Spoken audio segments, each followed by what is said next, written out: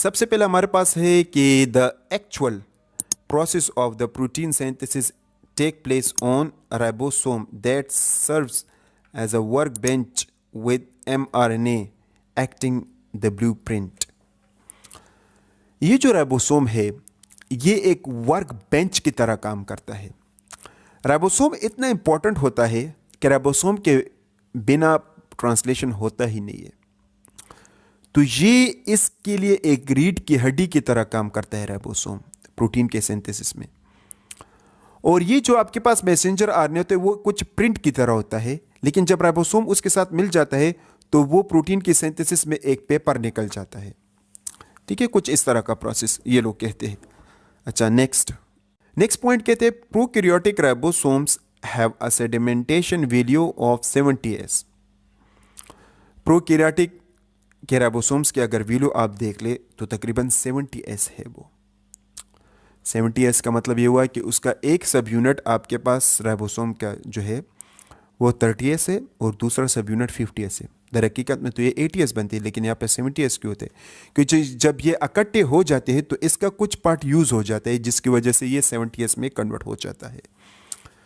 और इसका मास अगर आप देख ले तो 2.8 मिलियन डेल्टन इसका मास है। ठीक है, और एक इकोलाई सेल में तकरीबन 15,000 से 20,000 तक राइबोसोम्स होते हैं।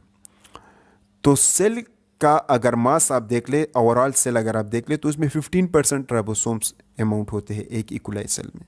ठीक है, next, each two subunit of the prokaryotic ribosomes is in extraordinary complex structure constructed from 1 to 2 rRNA molecule and many polypeptides.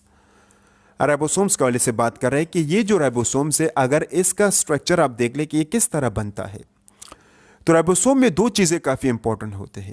एक को हम कहते हैं rRNA यानी राइबोसोमल आरएनए, और दूसरे को हम कहते हैं पॉलीपेप्टाइड। तो ये प्रोटीन और rRNA से मिलकर राइबोसोम्स के सब यूनिट बनते हैं।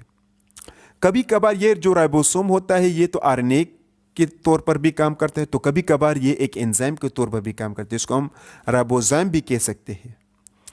ठीक है, तो ये प्रोटीन के सिंथेसिस में काम करते हैं, तो ये राइबोजाइम्स भी हम इसको कह सकते हैं। ये catalysis of the amino acid के चेन को बनने में एक हेल्प करता है, तो हम ये कह सकते हैं कि ये एक राइबोजाइम भी हो सकता है। अच्छा जी, the region of the ribosome directly responsible for translation is called translational domain. Ribosomes का एक स्पेसिफिक रीजन होता है जो कि ट्रांसलेशन में हेल्प करता है, जिसको हम कहते हैं ट्रांसलेशनल डोमेन। ठीक है, वो हम आगे देखेंगे।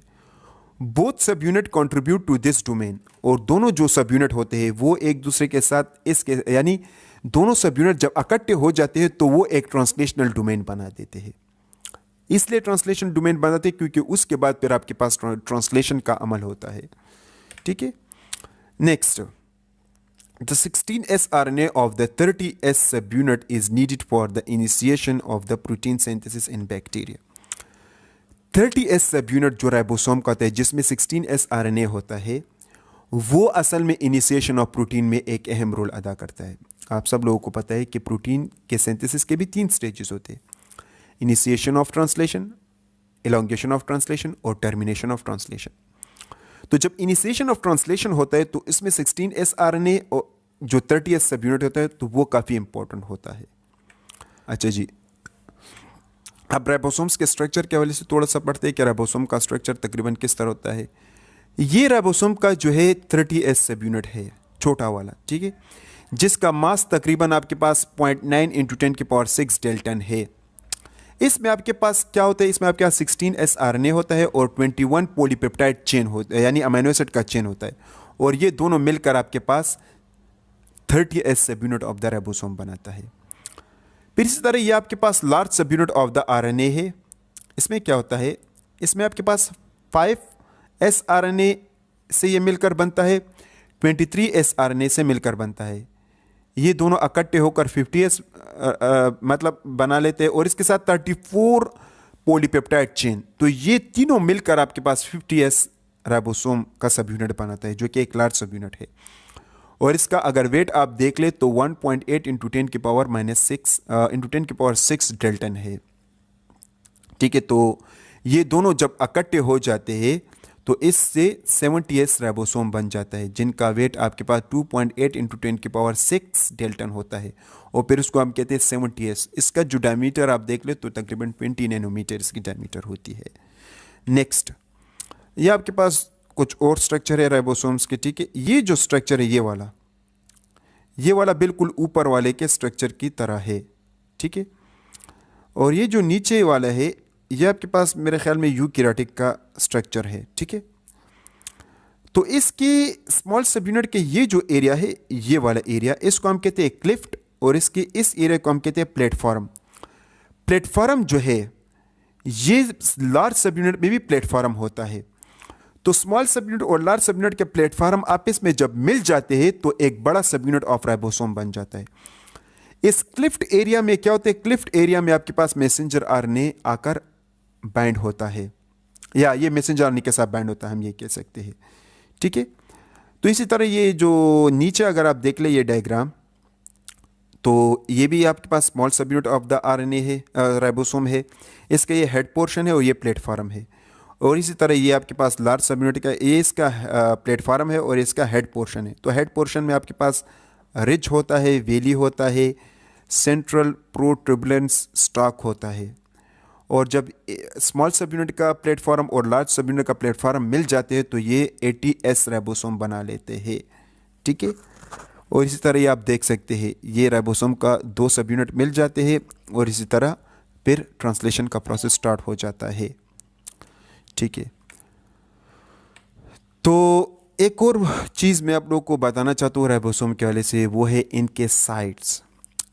राइबोसोम में आपके पास 3 साइट्स होते हैं। एक को हम कहते हैं ए साइट, दूसरे को हम कहते हैं पी साइट, और तीसरे साइट को हम कहते हैं ई साइट। आप ये कलर में देख सकते हैं, एक रेड कलर में है, येलो कलर में है और ग्रीन कलर में है, ठीक है।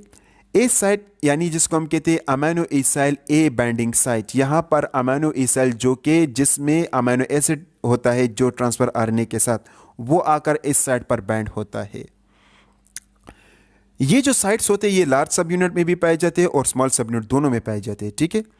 दूसरे साइट को हम कहते हैं पी साइट, या पी साइट का मतलब हुआ peptidyl transfer RNA binding site, जो कि दरमियान में पाए जाते हैं, ये वाला, ठीक है।